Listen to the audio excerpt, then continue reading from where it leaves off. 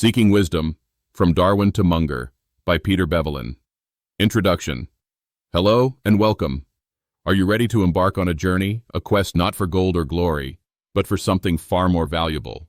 Wisdom? In this audiobook summary, we'll explore the landscape of your own mind, uncovering why you think the way you do, why sometimes you make choices that don't serve you, and most importantly, how you can cultivate sharper thinking and make profoundly better decisions in every area of your life. We're diving deep into Peter Bevelin's remarkable book, Seeking Wisdom, From Darwin to Munger. This isn't just about accumulating knowledge, it's about transforming it into practical wisdom that can reshape your personal and professional life. Imagine having a clearer lens through which to see the world, a more reliable compass to guide your actions. That's the promise we're exploring today. About the author and the book. Peter Bevelin, a Swedish investor and author, is a unique voice in the world of wisdom literature. He's not a guru on a mountaintop, but rather a dedicated seeker and synthesizer of profound ideas. Greatly influenced by the mental models approach of investing giants like Charlie Munger and Warren Buffett, Bevelin has a talent for distilling complex concepts from a vast range of disciplines, biology, psychology, physics, mathematics, into understandable and actionable insights. Seeking Wisdom itself is a testament to this, a book highly regarded for its clarity and its power to equip readers with a toolkit for better thinking. It's a guide for those who believe, as Munger does, that all I want to know is where I'm going to die, so I'll never go there. It's about learning to avoid the pitfalls of poor judgment to lead a more successful and fulfilling life. Are you ready to uncover some of these powerful secrets to better thinking? Let's begin. The invisible strings. What shapes your thoughts? Have you ever wondered why you react certain ways, almost on autopilot? Or why some decisions feel so right in the moment only to be regretted later? The answers often lie deep within the architecture of our minds, an architecture shaped by millions of years of evolution. Our brains, Bevelin explains, are not blank slates. They come preloaded with tendencies and biases that were incredibly useful for our ancestors surviving in a hunter-gatherer world. Think about it. For early humans, quick judgments, is that a predator or prey, were a matter of life and death. A strong aversion to loss kept them from taking foolish risks when resources were scarce. A need for social acceptance ensured cooperation within the tribe, which was vital for protection and shared resources. But here's the crucial part for us today. That same ancient wiring, while still influential, doesn't always serve us in our complex modern world. That instantaneous fear response might be an overreaction in a business negotiation. That powerful desire to be liked might lead you to agree to something against your better judgment. Bevelin highlights that our anatomy, physiology, and biochemistry set fundamental limits for our behavior. Our brains are intricate networks of neurons, and the connections between them determine our mental capacities. These connections are shaped not just by our genes, but profoundly by our life experiences, our environment, and even a degree of randomness. This means your unique upbringing, education, and social interactions have all physically molded your brain. Fascinating, isn't it? And it's not just about fixed wiring. Our brains are constantly adapting. Evolution selected the connections that produce useful behavior for survival and reproduction. We are driven by a fundamental need to avoid pain and seek pleasure, a guidance system that helped our ancestors make life-sustaining choices. Behaviors that were rewarding, that helped us survive and reproduce, got reinforced, strengthening those neural pathways. So, the first step in seeking wisdom is recognizing these invisible strings. Understanding that your brain has these built-in tendencies isn't about making excuses, it's about gaining power. When you know the blueprint, you can start to make conscious adjustments. You can begin to ask, is this reaction based on the present reality, or is it an echo from a distant past? The mind's traps, common misjudgments, and how to spot them. Now that we have a glimpse into why we're wired the way we are, let's delve into some of the common mental traps, the misjudgments, that this wiring can lead to. Peter Bevelin, drawing heavily on the wisdom of Charlie Munger, outlines numerous psychological tendencies that can trip us up. Recognizing these is like getting a map of the mind's minefield. Shall we explore a few? First up, there's the bias from mere association. Ever disliked someone instantly because they reminded you of a negative past experience? Or felt drawn to a product simply because it was endorsed by someone you admire? That's association at work. Our brains automatically connect a stimulus with past pain or pleasure. This can be harmless, but it can also lead us to misjudge people or situations based on superficial similarities rather than their own merits. Bevelin even mentions the Persian messenger syndrome, our tendency to dislike the bearer of bad news, even if they didn't cause it. How many times have we shot the messenger, metaphorically speaking? Then there's the powerful influence of rewards and punishment. This one seems obvious, right? We repeat what's rewarded and avoid what's punished. But Munger's famous line, "If you want ants to come, you put sugar on the floor," highlights how profoundly incentives drive behavior, sometimes in unexpected ways. Think about systems, at work or in society, that inadvertently reward the very behavior they're trying to discourage. Are your personal reward systems truly aligned with what you want to achieve? A close cousin to this is the bias from our own self-interest and incentives. As Upton Sinclair famously said, "It is difficult to get a man to understand something when his salary depends upon him not understanding it." We often see the world not as it is, but as it benefits us to see it. This applies to advisors too. The barber will always tell you that you need a haircut. Bevelin, through Munger, cautions us to be aware of these incentives in others and, crucially, in ourselves.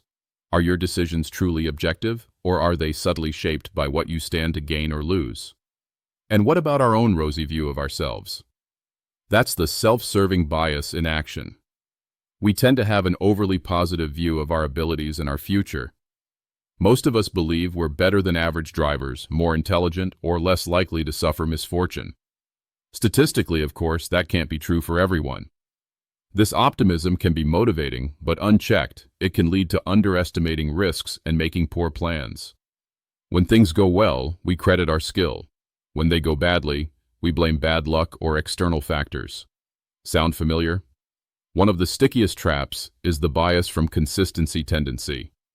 Once we've made a commitment, taken a stand, invested time or money, we have a deep-seated need to remain consistent with it, even if evidence suggests we're wrong. We want to protect our ego and avoid the pain of admitting a mistake. This is why we might stay in a bad investment too long or continue a failing project. Bevelin notes Warren Buffett's observation. What the human being is best at doing is interpreting all new information so that their prior conclusions remain intact. This includes confirmation bias, actively seeking out evidence that supports our beliefs and ignoring or distorting what doesn't. How often do we truly seek to disprove our own cherished ideas? And then there's the pain of loss, encapsulated in the bias from deprival syndrome. We react very strongly when something we like and have, or almost have, is, or threatens to be, taken away. In fact, the pain of losing something is often felt more intensely than the pleasure of gaining something of equal value. This makes us averse to loss and can lead to irrational decisions like holding on to a losing stock, hoping it will return to the purchase price, just to avoid realizing the loss. Or think about how much more you want something when you're told it's scarce or a limited time offer. That's deprival syndrome kicking in. Let's not forget social proof. But everybody else is doing it. When we're uncertain, we often look to others for cues on how to behave. We imitate without thinking, especially if many people, or people similar to us, are doing something. This can lead to crowd folly, where groups make decisions that individuals on their own might not. Bevelin cites the tragic example of Jonestown to show the extreme power of social proof in isolated, uncertain environments. But even in everyday life, how often do we follow the herd without critical thought? Authority bias is another potent influencer. We tend to obey figures of authority, or even symbols of authority like titles or uniforms, sometimes even when it goes against our better judgment or moral compass. The famous Milgram experiment, where ordinary people administered what they believed were painful electric shocks under orders from an authority figure, is a stark reminder of this. We need to ask, is this person a true expert or just a perceived one? And are their interests aligned with ours? These are just a handful of the psychological tendencies Bevelin explores. Others include underestimating the power of rewards, self-deception, status quo bias, impatience, envy, distortion by contrast, anchoring, over-influence by vivid information, and many more. The key takeaway isn't to memorize every single bias, but to become aware that these forces are constantly at play, often subconsciously. Wisdom begins with this awareness. As Charlie Munger says, if you want to avoid irrationality, It helps to understand the quirks in your own mental wiring, and then you can take appropriate precautions. What if I told you there's a way to not just spot these traps, but to actively build a better framework for thinking? Sharpening your mind. Insights from physics and mathematics. Beyond the quirks of our psychology, Bevelin argues that many of our misjudgments also stem from a failure to consider some fundamental principles from physics and mathematics. Now don't worry, this isn't about becoming a physicist or a mathematician. It's about appreciating a few powerful concepts that can dramatically improve our thinking. Ready to explore? First, let's talk about systems thinking. How often do we make a decision focusing on the immediate, intended consequence, only to be blindsided by a cascade of unintended ones? Bevelin emphasizes that actions don't happen in a vacuum. They take place within complex systems where everything is interconnected. A business, a family, even your own body. These are all systems. Changing one part inevitably affects other parts, sometimes in ways we don't foresee. Consider a company that cuts costs by firing employees. The intended consequence is saved money. But what if the unintended consequences are lower morale, decreased quality, and lost customers, ultimately leading to lower profits? Bevelin, channeling Munger, urges us to consider secondary and higher-order consequences, and to think about the likely reactions of others within the system. It's like asking, as Warren Buffett does, and then what? This simple question can save us a world of trouble. Next, consider scale and limits. As things change in size or over time, their form, function, and behavior can also change, sometimes dramatically. What works on a small scale might not work on a large one, and vice versa. A small startup has different challenges and opportunities than a massive corporation. Bevelin explains that systems often have breakpoints, critical thresholds, or limits. A small change might have no effect until a critical point is reached, after which the system's behavior can shift radically. Think about adding just one more straw to a camel's back. Understanding these scaling principles helps us anticipate when things might break, change, or reach a point of diminishing returns. And what about causes? We have a deep-seated need to find explanations for why things happen. But often, we're not very good at it. We might mistake correlation for causation. Just because two things happen together doesn't mean one caused the other. Or we might attribute a complex outcome to a single cause when multiple factors are at play. Bevelin warns against believing that a big effect must have a big or complicated cause. Sometimes, small, seemingly insignificant things can have massive consequences. The key is to ask, what really causes the desired result? And are we looking at all the evidence, or just the bits that confirm our initial hunch? Then there are numbers and their meaning. Numbers seem objective, but they can be misleading if we don't understand their context and relationships. $1 billion in profit sounds impressive, but what if it took $100 billion of capital to generate it? That's a mere 1% return. We also often underestimate the power of exponential growth, like compound interest, and the true implications of probabilities. As J.M. Keynes reportedly said, "It's better to be roughly right than precisely wrong." Don't be fooled by false precision. Understand what the numbers truly represent. This leads us to probabilities and the number of possible outcomes. Life is full of uncertainty. We often overestimate the chance of rare but highly publicized events, like a plane crash, and underestimate the chance of common but less dramatic ones, like diabetes. Why? Because vivid emotional events stick in our minds. Bevelin reminds us to consider not just the probability of an event, but also the magnitude of its consequences.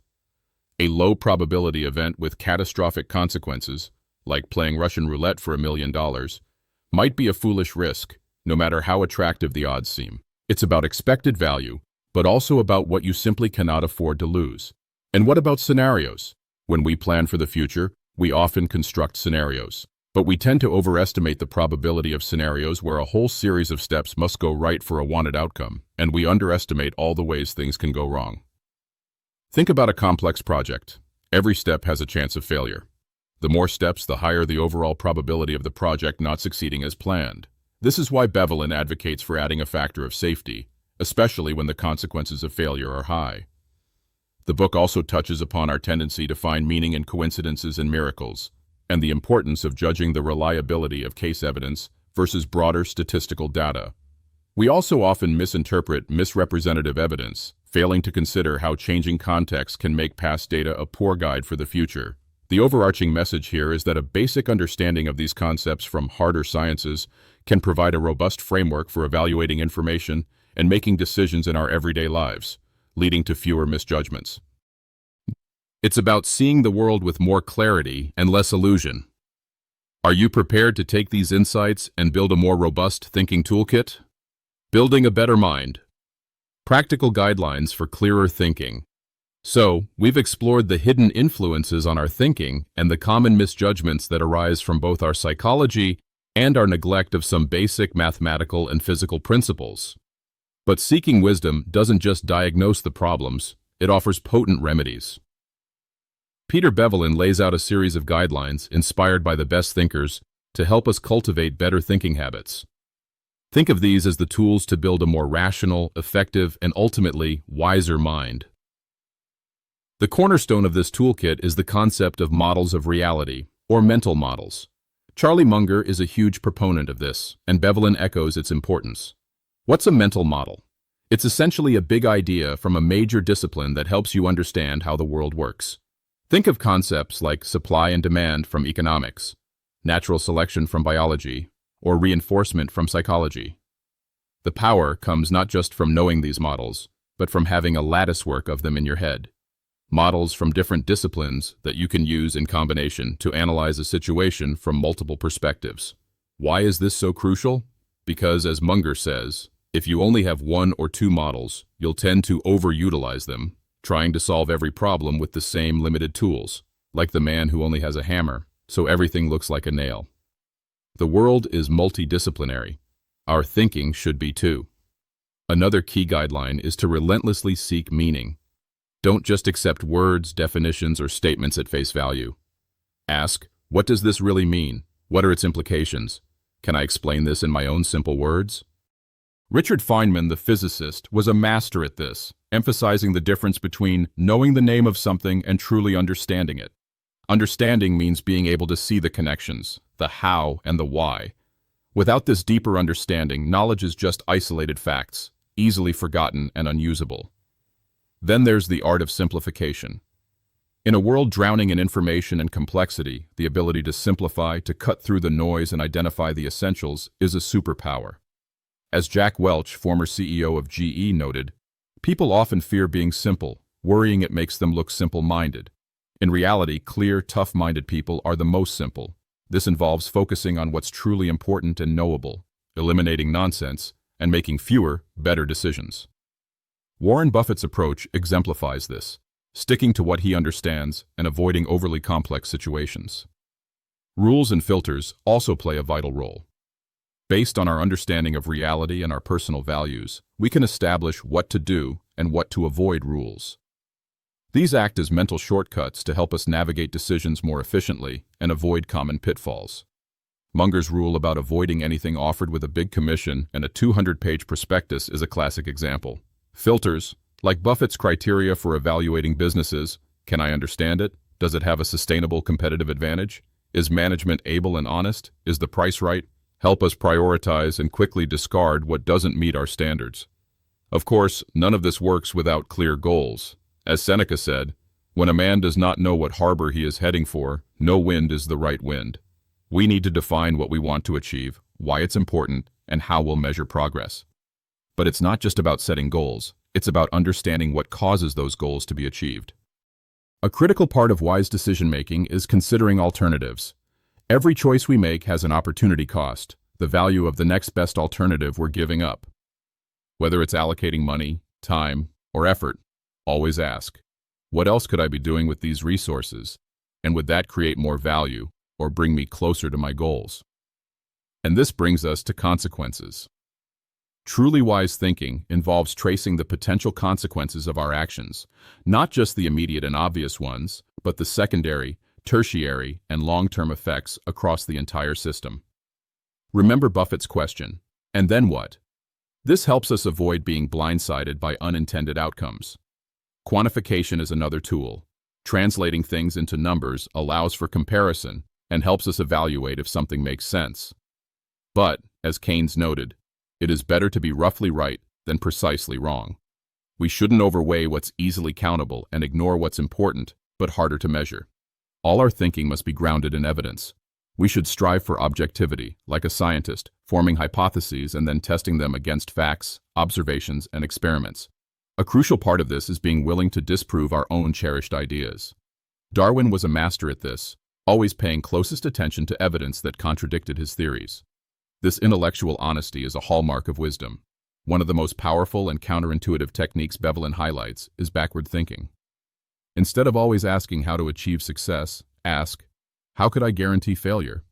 What actions would lead to misery? By identifying what to avoid, we often get much clearer on what we should do. Munger is a strong advocate of this inversion process. Understanding and managing risk is paramount. This isn't just about financial risk, but risk in all areas of life. Reflect on what can go wrong, the potential downside, and the likelihood and magnitude of possible losses. A key principle here is the margin of safety, always building in a buffer for the unknown and the unexpected. As Buffett advises, if you understand a business, if you can see its future perfectly, then, obviously, you need very little in the way of margin of safety. Conversely, the more things that can happen, the larger margin of safety you require. Finally, Bevelin emphasizes the importance of attitudes. Having the right mindset, being honest, acting with integrity, treating others fairly, maintaining a positive outlook, being curious and open-minded, and having reasonable expectations, forms the bedrock upon which all these thinking tools can be effectively applied. It's about living within your circle of competence, knowing your limitations, and continuously striving to learn and improve. These guidelines aren't a magic formula, but a lifelong practice. By consciously applying them, we can navigate life's complexities with greater clarity, make fewer misjudgments, and move steadily towards a life of greater wisdom and fulfillment. Your journey to wisdom, reflections and next steps. We've covered a lot of ground together, journeying through the core insights of Peter Bevelin's Seeking Wisdom. We started by understanding the very foundations of our thinking, how our evolutionary past and brain architecture shape our present-day judgments. We then navigated the common psychological misjudgments that can lead us astray, from the allure of mere association to the pitfalls of social proof and consistency. We also explored how principles from seemingly unrelated fields like physics and mathematics can provide powerful lenses for clearer thinking, helping us understand systems, causes, probabilities, and the importance of scale. And finally, we've armed ourselves with a practical toolkit for better thinking, mental models, simplification, backward thinking, and more. You've learned that wisdom isn't just about knowing more. It's about understanding how to think, why you think the way you do, and how to consciously direct your thoughts towards better outcomes. It's about recognizing your inherent biases and having the humility to question your own conclusions. It's about the relentless pursuit of objectivity and the courage to learn from mistakes, your own and those of others. Now, as we draw this audiobook summary to a close, the real journey begins for you. It's time to take these ideas off the page and weave them into the fabric of your daily life. Let me leave you with a few questions to ponder to help you integrate what you've heard. First, reflecting on the psychological misjudgments we discussed, like confirmation bias, loss aversion, or consistency tendency. Which one or two resonate most strongly with your own experiences? What's the first small step you can take this week to become more aware of that tendency in your decision-making? Second, consider the power of mental models. Bevelin, through Munger, emphasizes building a latticework of these. What's one big idea from a field outside your usual expertise that you feel curious to learn more about? An idea that could offer you a new way of looking at the world or solving problems. Third, think about the concept of inversion or backward thinking, asking what to avoid in order to figure out what to achieve. In what area of your life could applying this guaranteed misery avoidance strategy bring the most clarity or benefit right now? And finally, what was your biggest aha moment from our exploration today? What single insight, if consistently applied, do you believe could make the most significant positive difference in your personal or professional life? Remember, seeking wisdom is a lifelong pursuit. It requires curiosity, discipline, and a commitment to continuous learning.